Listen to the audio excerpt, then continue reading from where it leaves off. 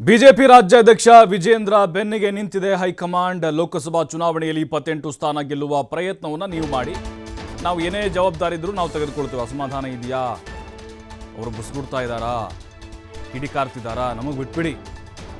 ಅಮಿತ್ ಶಾ ಅವರು ಸೂಚನೆ ಕೊಟ್ಬಿಟ್ಟಿದ್ದಾರೆ, ಅವರ ಅಸಮಾಧಾನವನ್ನು ನಮಗೆ ಬಿಟ್ಬಿಡಿ, ನಿಮ್ಮ ಕೆಲಸ ನೀವು ಮಾಡಿ, ಎಲ್ಲರನ್ನ ವಿಶ್ವಾಸಕ್ಕೆ ತೆಗೆದುಕೊಂಡು ಒಗ್ಗೂಡಿಸ್ಕೊಂಡು ಪಕ್ಷ ಸಂಘಟನೆ ಮಾಡಿ, ಮೈತ್ರಿಗೆ ಗೌರವ ಕೊಡಿ ಅಂತ ರಾಷ್ಟ್ರೀಯ ನಾಯಕರು ಹೇಳಿದ್ದಾರೆ. ರಾಜ್ಯ ಬಿಜೆಪಿ ಸಂಕಷ್ಟ ಪರಿಹರಿಸೋಕೆ ಬಿಜೆಪಿಯ ಪ್ರಮುಖರು ಮುಂದಾಗಿದ್ದಾರೆ.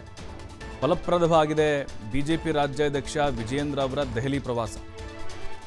ಬಿಜೆಪಿ ಅಸಮಾಧಾನ ಶಮನ ಜವಾಬ್ದಾರಿಯನ್ನು ವರಿಷ್ಠರೇ ಈಗ ಕೈಗೆತ್ತಿಕೊಂಡಿದ್ದಾರೆ. ನೋಡಿ, ವಿಜೇಂದ್ರ ಅವರು ಹೋಗಿದ್ರು ನಿನ್ನೆ, ಕುಮಾರಸ್ವಾಮಿ, ದೇವೇಗೌಡರು ಎಲ್ಲ ಭೇಟಿಯಾಗಿದ್ದರು ನಿನ್ನೆ, ಚರ್ಚೆಗಳಾಗಿದೆ. ಬಟ್ ಈಗ ಬಿಜೆಪಿ ಮತ್ತು JDS ಮೈತ್ರಿಯಾಗಿದೆ.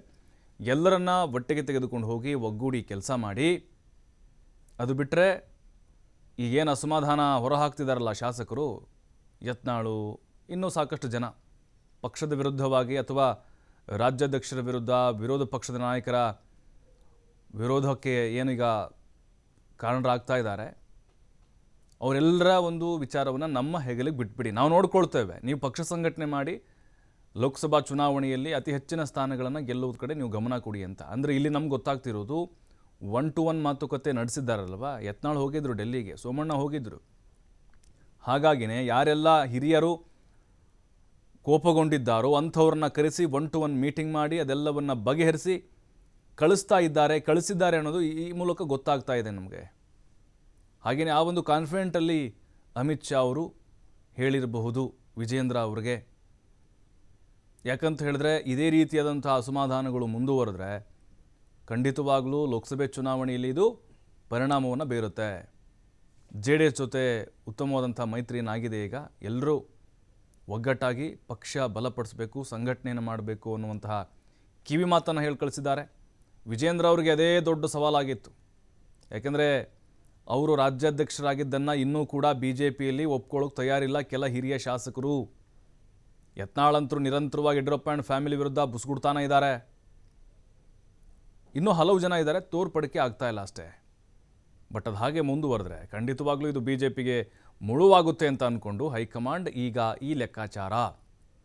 ನಾವು ಕರೆಸಿ ಮಾತಾಡ್ತೀವಿ, ನೀವು ಹೆಸರು ಹೇಳಿ. ಉದಾಹರಣೆಗೆ ಇಂಥ ಒಬ್ಬ MLA ನನ್ನ ವಿರುದ್ಧ ಮಾತಾಡ್ತಿದ್ದಾರೆ, ಅವರು ಪಕ್ಷ ಸಂಘಟನೆಗೆ ಬರ್ತಾ ಇಲ್ಲ ಅಂತ ಹೆಸರು ಹೇಳಿ, ನಾವು ಅವ್ರನ್ನ ಕರೆದು ಮಾತಾಡ್ತೇವೆ ಅಥವಾ ಮಾತನಾಡಿದ್ದೇವೆ ಆಲ್ರೆಡಿ ಕೂಡ. ಅಂದರೆ ಅಮಿತ್ ಶಾ ಅವರು ಆಲ್ರೆಡಿ ಅಸಮಾಧಾನಿತ ಶಾಸಕರ ಹೆಸರುಗಳನ್ನು ಈಗಾಗಲೇ ತೆಗೆದುಕೊಂಡಿದ್ದಾರೆ, ಅವರಿಗೆ ಸೂಚನೆಗಳನ್ನು ಕೊಟ್ಟು ಕಳಿಸಿದ್ದಾರೆ ಅನ್ನೋದು ಕೂಡ ಈ ಮೂಲಕ ಗೊತ್ತಾಗ್ತಾ ಇದೆ.